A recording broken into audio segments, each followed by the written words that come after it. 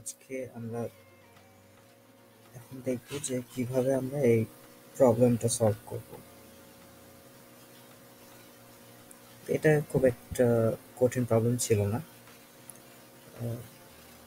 Just একটা ফাংশনটা কিভাবে কাজ করছে, আউটপুটটা কি হবে। তো আউটপুটটা আমরা প্রোগ্রাম না চালিয়ে দেখতে হবে এটা উত্তর করার জন্য। সব থেকে বেশি তোমরা কনফিউজড হয়েছো এই জায়গায়, রিটার্ন স্টেটমেন্টে। তো এই জায়গায় কি হচ্ছে, এটা বেশিরভাগ ক্ষেত্রে আমরা একটা ভ্যারিয়েবল অথবা একটা ডেটা রিটার্ন করি, বাট অনেক ক্ষেত্রে আমাদের একাধিক রিটার্ন করতে হতে পারে। সেক্ষেত্রে আমরা কমা দিতে পারি, কিন্তু কমা দিলে সেটা কি হয়, এটা কি কখনো দেখেছো? চলো দেখি।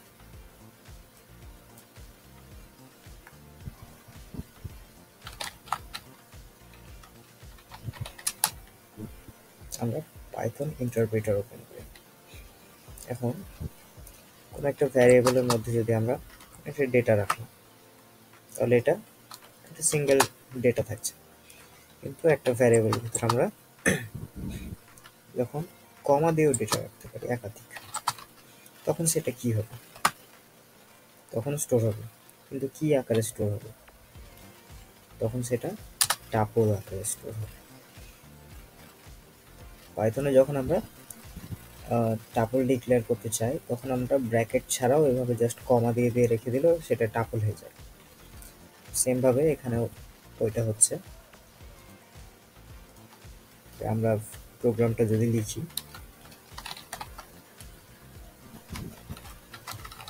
আমরা এডিটরে লিখি, একটা ফাইল তৈরি করি, সাবলাইন ওপেন করি,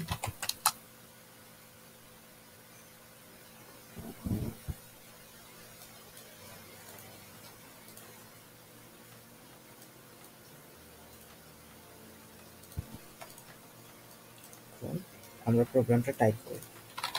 একটা ফাংশন, ফান নামের ফাংশন, যেটা এক্স নেবে প্যারামিটার হিসেবে। এই ভ্যারিয়েবলের ভিতরে আমাদের পাই নামে একটা স্ট্রিং, এক্স কে ওভাররাইট করে আমরা x to the power 3, x exponential 3 return করব এ কমা এক্স।